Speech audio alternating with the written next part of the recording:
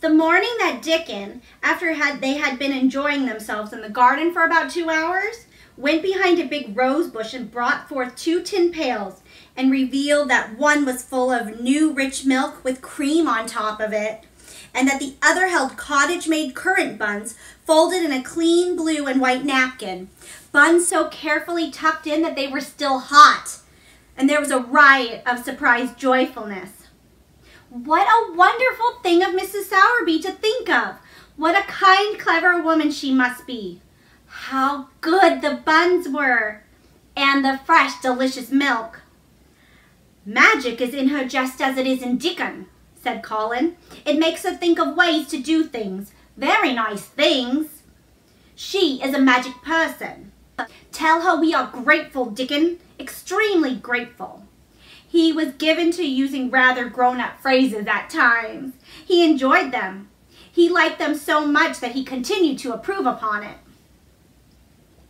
Tell her she has been the most bounteous, and our gratitude is extreme.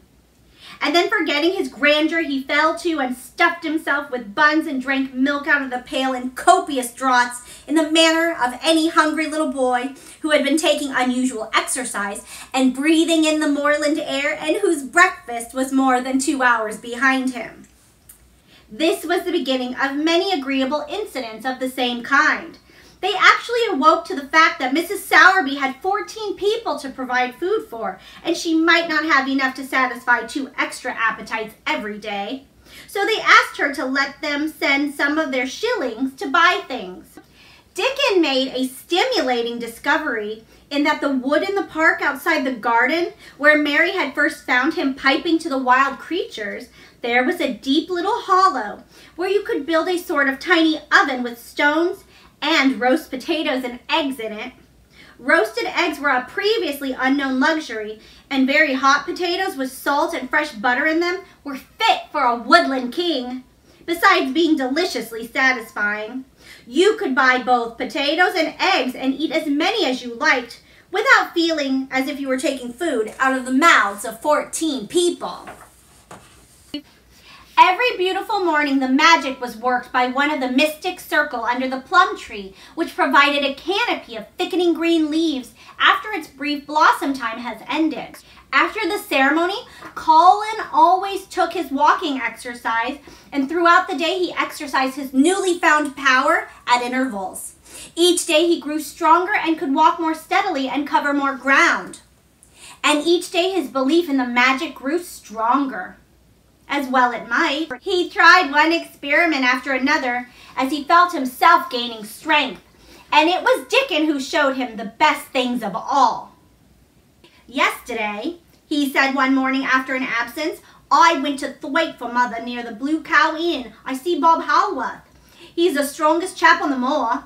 He's a champion wrestler, and he can jump higher than any other chaps and throw a hammer farther. He's gone all the way to Scotland for sport some years. He's knowed me ever since he was little, and he's a friendly sort, and I asked him some questions. The gentry calls him an athlete, and I thought to thee, Master Colin, and I says, how did they make the muscle stick out that way, Bob? Did they do anything extra to make themselves so strong? And he says, well, yes, lad, I did. A strong man in a show came to Thwaite once, showed me how to exercise my arms and legs and every muscle in my body. And I says, could a delicate chap make himself stronger like him, Bob? And he laughed and he says, art thou a delicate chap? And I says, no, but I knows a young gentleman that's getting well of a long illness, and I wish I knowed some of them tricks to tell him about. I didn't say no names, as he didn't ask for none. He's friendly same as I was, and he stood up and showed me good-natured like, and I imitated what he did till I knowed it by heart. Colin had been listening excitedly. Could you show me? He cried. Will you? Aye, to be sure, Dickon answered, getting up.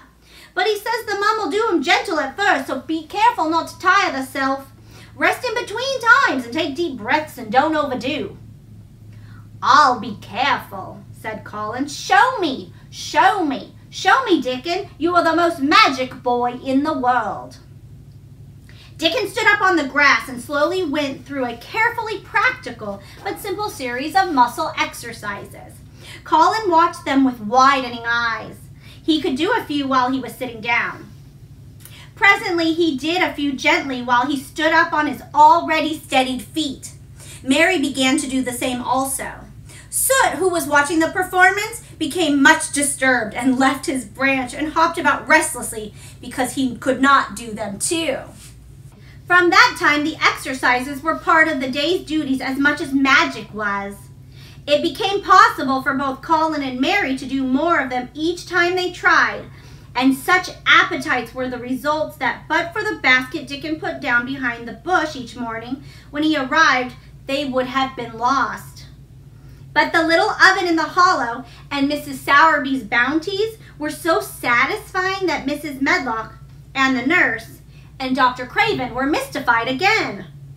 You can trifle with your breakfast and seem to disdain your dinner if you are full to the brim with roasted eggs and potatoes and richly frothed new milk and oat cakes and buns and heather honey and clotted cream. They are eating next to nothing, said the nurse. They'll die of starvation if they can't be persuaded to take some nourishment. And yet, how they look. Look, exclaimed Mrs. Medlock in dignity. I'm mothered to death with them. They're a pair of young Satans, busting their jackets one day and the next turning up their noses at the best meals cook can tempt them with.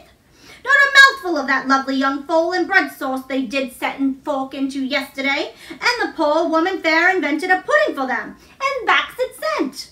She almost cried. She's afraid she'll be blamed if they starve themselves into the graves. Dr. Craven came and looked at Colin long and carefully. He wore an extremely worried expression when the nurse talked to him and showed him the almost untouched tray of breakfast she had saved for him to look at. But it was even more worrying when he saw Colin and examined him.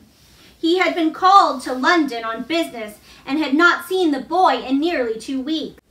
When young things begin to gain health, they gain it rapidly. The waxen tinge had left Colin's skin, and a warm rose showed through it.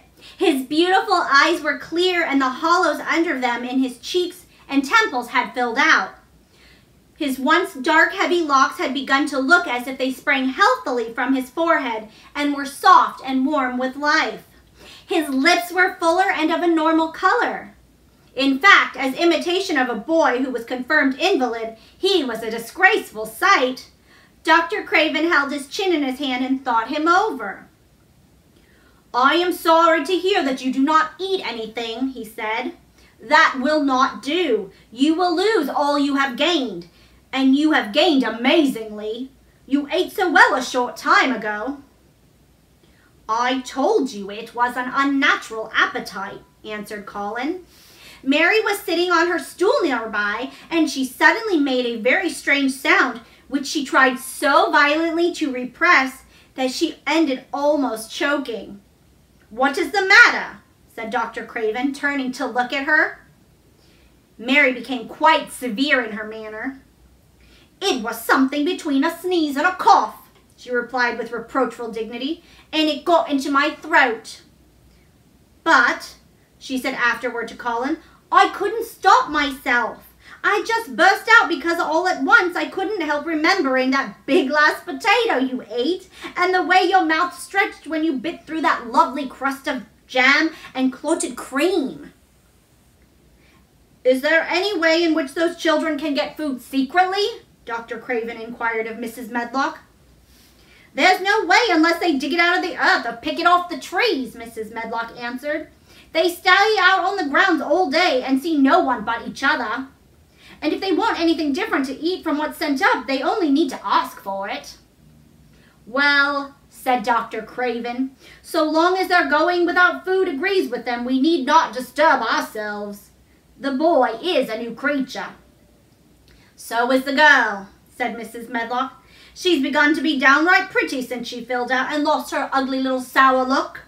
Her hair's grown thick and healthy looking, and she's got a bright colour. The glummest ill-natured thing she used to be, and now her and Master Colin laugh together like a pair of crazy young ones. Perhaps they're growing fat on that. Perhaps they are, said Dr. Craven. Let them laugh.